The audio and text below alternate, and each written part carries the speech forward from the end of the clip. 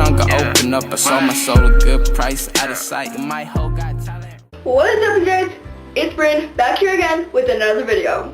Alright, I'm really excited for this video because I am reacting to another Llama Arts animated stories.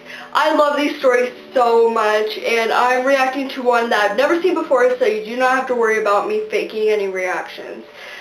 So, before I start, I actually came up with this idea from a lot of people, because I did a poll on Instagram, and if you want to be a part of these polls, just follow me on Instagram at Brynn Coons _Coons. Brynn _Coons. Alright, so before I keep dragging this video along, how about we get started?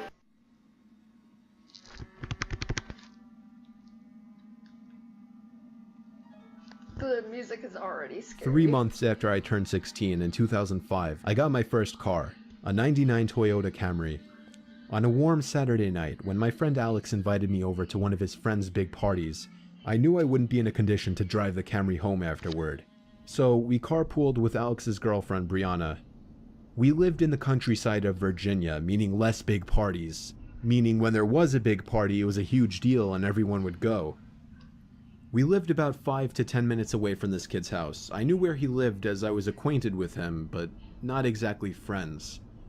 The whole ride there, we took the same 2-lane highway type road through the woods, and this kid's house was actually on this road further down. At certain points on this road, there were a few houses on either side, and then it would just go back to being a long, empty highway again. The house was tiny, like a lot of houses around the area, but the party was held outside anyways, since his closest neighbors were relatively far away, and noise wasn't an issue. That's a benefit. I'll skip most of the party up until the point that Brianna, who was supposed to be our designated driver, had to suddenly leave for a small family emergency. Alex said it was fine and that we'd find a ride home. Well, fast forward another few hours and another few drinks, and I could barely even walk straight.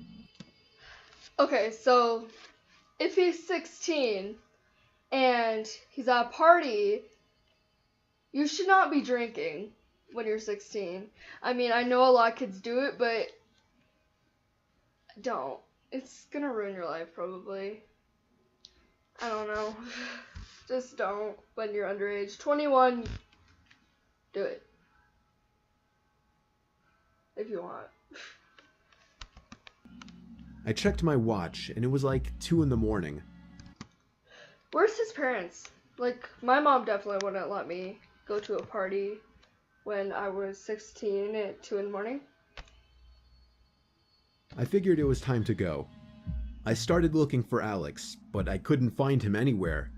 In fact, it seemed like everybody I knew had already left. I could barely even think straight, but I was still furious at the fact that Alex could have actually left without me. I asked to use the party host's phone and dialed Alex's home number. After 2 tries, I gave up and then realized I shouldn't wake his family up. So, if he left without him, that's so messed up, honestly. That's like, oh, that makes me a little bit mad because that's a bad friend. literally not knowing what else to do, I dizzily stepped out onto the road and began walking back home. I knew this walk would take anywhere from half an hour to an hour in my condition.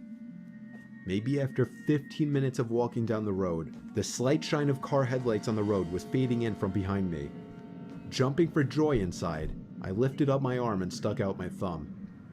As the car neared, it slowed down and came to a stop right next to me. The man driving the '98 Ford Explorer rolled down the window and asked where you headed. I told him my house was just down the road and beyond a right turn, probably slurring my words beyond comprehension. He chuckled and told me to hop in. I thanked him and joyously hopped into the truck.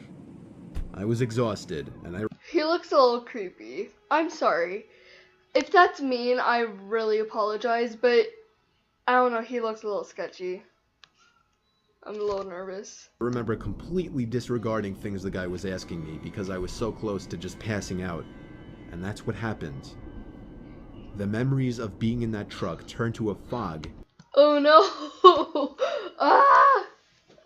Oh no! Dude! Dude, what are you doing? Oh. Okay, let's see what happens. as I'm sure I passed out.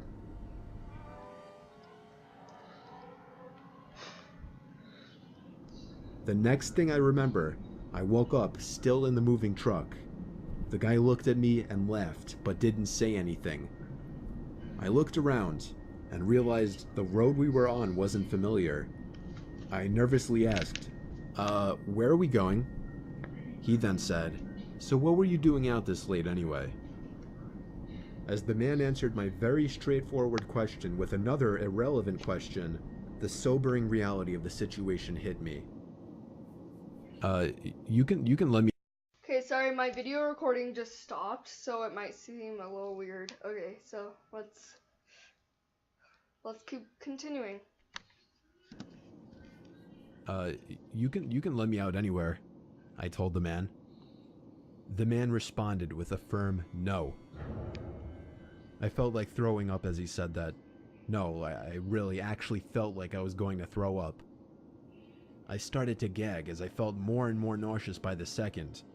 The man took his eyes off the road to look at me, and that's when I thought of the perfect distraction. I turned in his direction as I continued to gag, and he started to kind of lean away and slow down the car.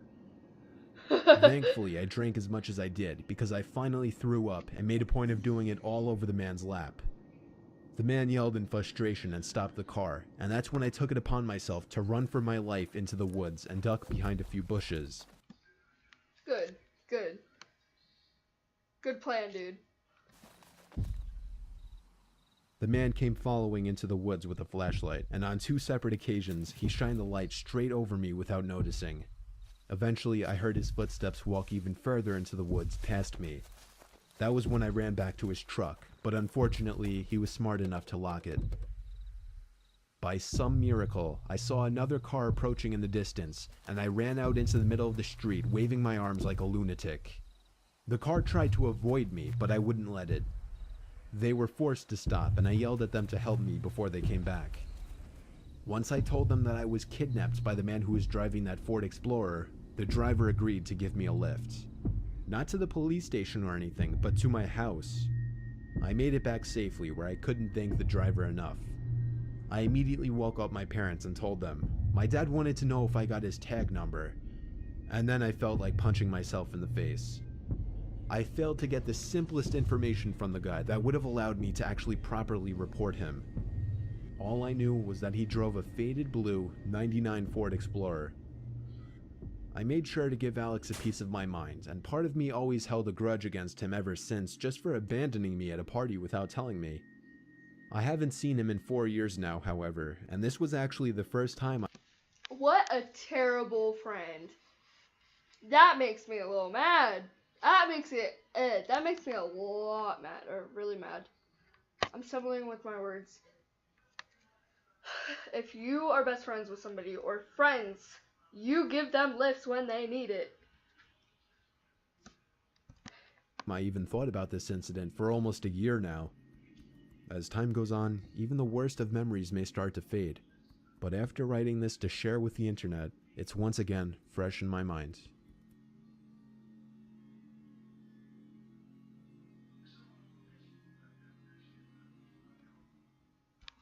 Okay guys, thank you so much for watching. I hope you guys liked this week's video. And also I have a shout out to give. Let me just find it because I totally forgot. We have actually 2 shout outs to give because 2 people commented on this on my last video, 50 facts about me. If you want to know 50 facts about me, go watch that. Link it down below. Alright, so the first shout out is, oh dear, Plexel, and I support you. And Salar Rafai. Congratulations. Yeah. So again, I hope you guys liked this video. Comment down below what you want me to do next week. And if you want the next shout out, all you have to do is just comment on my video. It'd be first or second or third. And yeah, like this video, And I love you guys so much. And I'll see you guys next time. Bye!